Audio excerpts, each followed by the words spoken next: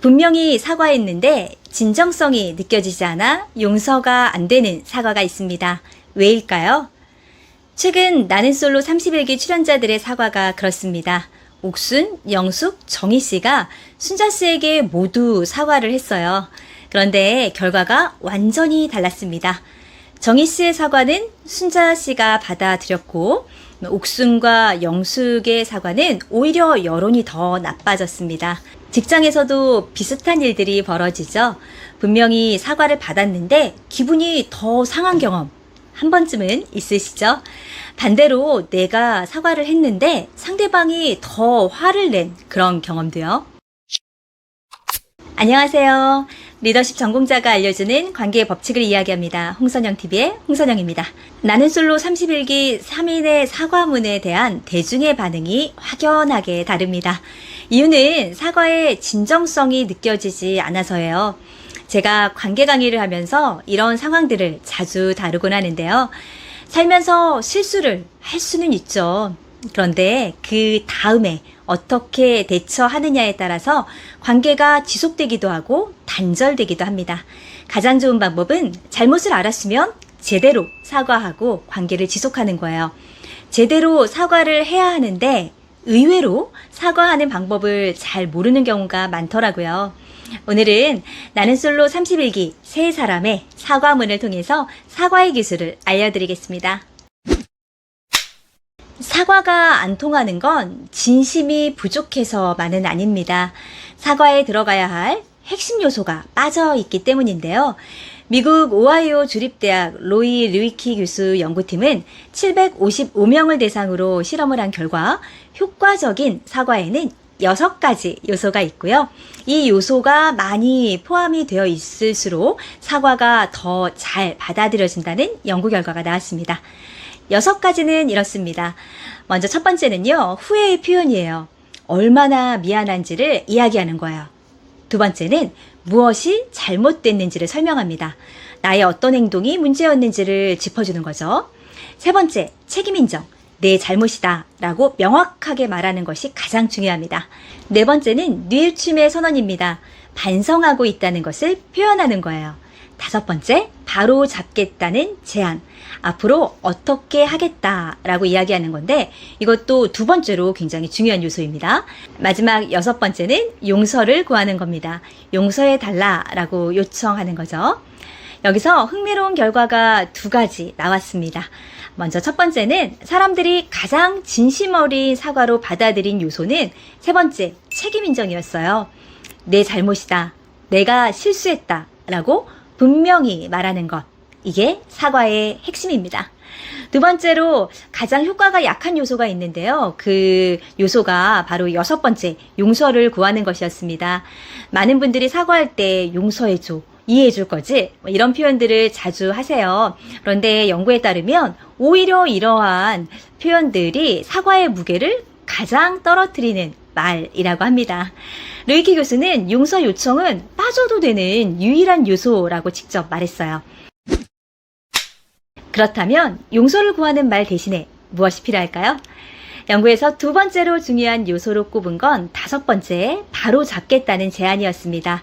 내가 잘못된 것을 고치겠다라고 말하는 순간 그건 행동으로 피해를 되돌리겠다라는 약속이 됩니다.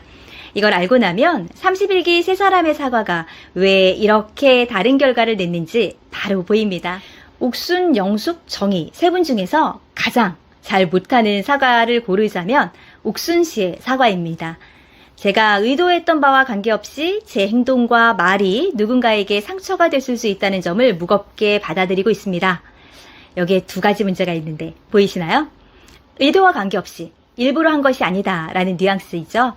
상처가 됐을 수도 있다. 이런 표현은 상처를 줬는지 안 줬는지 나도 모르겠어. 이런 말이에요.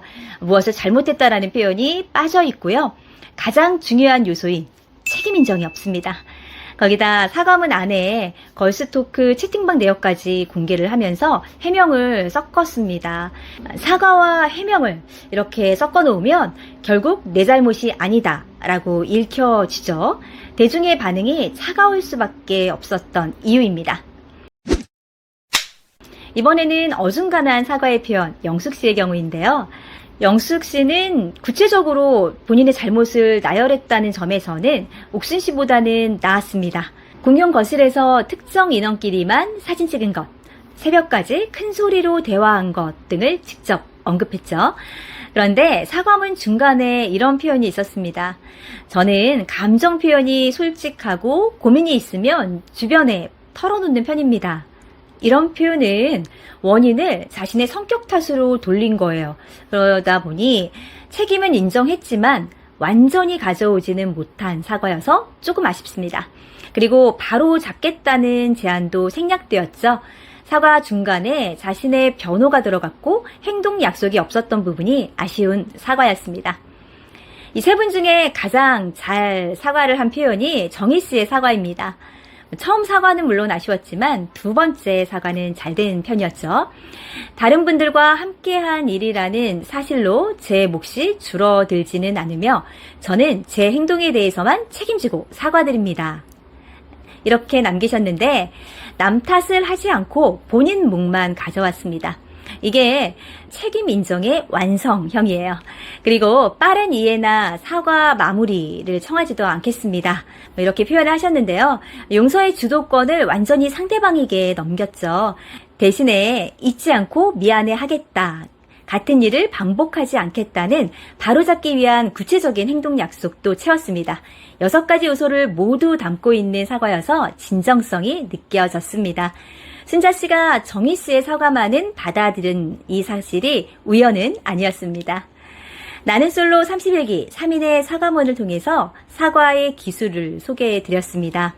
사과를 기술적으로 잘 쓰는 것도 중요하겠지만 진짜 사과는 기술이 아니라 마음에서부터 시작합니다. 마음이 진심이라면 여기에 나를 두둔하는 표현이나 변명 같은 말이 나오지 않죠.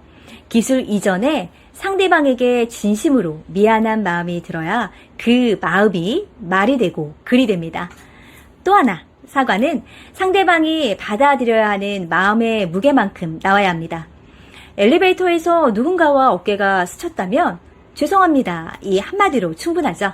하지만 사안이 크면 사과의 내용도 달라져야 합니다. 순자 씨가 솔로나라에서 매일 혼자 소외된 감정을 느끼며 쌓았을 상처, 그 무게를 생각한다면 미안해 한마디로는 턱없이 부족합니다. 정희 씨가 1위 사과를 할 수 있었던 건 바로 그 무게를 진심으로 생각했기 때문입니다. 오늘부터 사과를 할 때 이 3가지를 기억해 주세요. 먼저 첫 번째는 상대방의 무게를 먼저 느끼세요. 내가 왜 그랬는지 이것보다 상대가 어떻게 느꼈을지가 먼저입니다. 두 번째, 내 잘못이야를 먼저 말하세요. 의도는 아니었는데 이렇게 시작하면 사과가 아니라 방어가 됩니다. 세 번째, 용서를 재촉하지 마세요. 이제 괜찮지? 라는 말은 상대방에게 또 다른 부담이 됩니다. 용서는 요구하는 것이 아니라 기다리는 것입니다. 사과는 약점을 드러내는 것이 아닙니다. 이 관계를 지키겠다는 가장 용기 있는 선택입니다. 오늘 영상이 도움이 되셨다면 구독과 좋아요도 부탁드립니다. 지금까지 20년 동안 수천 개의 기업에서 리더십과 소통을 강의해온 홍선영이었습니다. 여러분의 더 좋은 팀과 성장을 응원하며 저는 다음 시간에 보다 유익한 영상으로 찾아뵙겠습니다. 고맙습니다.